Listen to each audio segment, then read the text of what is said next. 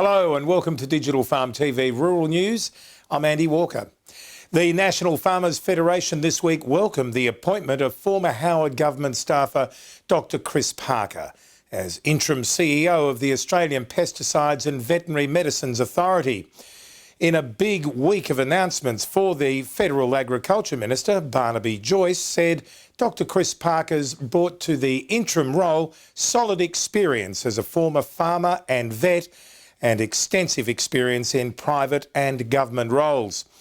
The appointment would give the APVMA some certainty as it took the next steps to build itself up to be a world-class regulator of agricultural and veterinary chemicals in regional Australia. The appointment also gave the agency time to complete a comprehensive merit-based recruitment process for a permanent CEO to be based in Barnaby Joyce's New South Wales electorate of Armidale. Dung beetles will be on the job, helping to increase farm productivity in a new $9.2 million federally funded Meat and Livestock Australia research program. Agriculture Minister Barnaby Joyce said this week that the humble dung beetle delivered great benefits on farm. It improved soil health, reduced the spread of flies, increased pasture health and reduced nutrient runoff into waterways. The new project would help farmers unlock the potential of these powerful ecosystem engineers to effectively turn dung into dollars. Meat and Livestock Australia and Dairy Australia this week went to the federal court to appeal against a 2010 patent of the bovine genome granted to international livestock giants Cargill and Branhaven. MLA told ABC Rural it believed the patent potentially covered almost every economically valuable genetic trait in cattle, including beef tenderness, marbling in meat and milk production. The patent raised serious concern at MLA and Dairy Australia because the two organisations continued to invest a significant amount of levy payer money in research, with an increasing focus on genomics. The organisations believe the patent would maintain the high price of genomic testing for beef and dairy farmers while having a dampening effect on original. The federal government this week announced that the national headquarters of the newly created $4 billion Regional Investment Corporation, aka Barnaby's Bank, will be based in the central western New South Wales town of Orange.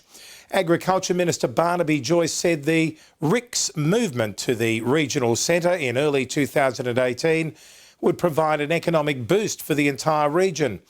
The RIC was a key election commitment designed to improve delivery of funds to farmers and ensure greater national consistency in farm business loan assessments. Orange was an important agricultural hub in a region which generated about $1.7 billion in gross agricultural production. It was also the home of the New South Wales Department of Primary Industries. Australia's farm sector is riding a big wave of investment confidence, according to Commonwealth Bank agribusiness research released this week. The research showed farmers were preparing to boost spending and realise opportunities by hiring staff, getting their families more involved, and by using more contractors and advisors. Investment in the beef, wool and lamb sectors in particular was expected to strengthen dramatically on the back of strong prices and record grain harvests, and intentions in the dairy sector had rebounded. The national index is 12.3, up 2.8 points on this time last year and 2 points ahead of the previous high recorded in May 2015. Germinating crops are off to an unexpectedly fast start in the Western Australian Northern Grain Belt, with oats out of the ground just a week after being planted, according to the Countryman this week.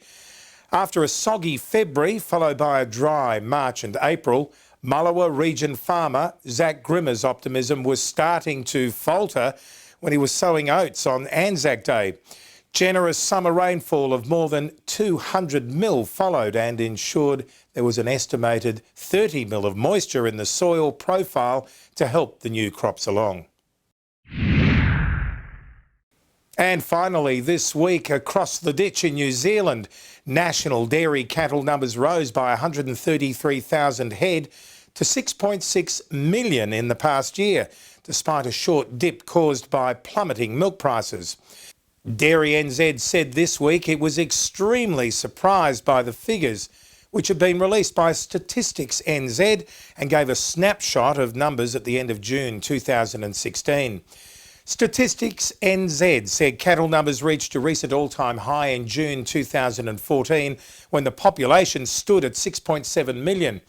At that time, farmers were receiving a record $8.40 per kilo of milk solids before prices plunged to $3.90. Well, that's it for Digital Farm TV Rural News this week. I'm Andy Walker. Look forward to your company again next week. Bye.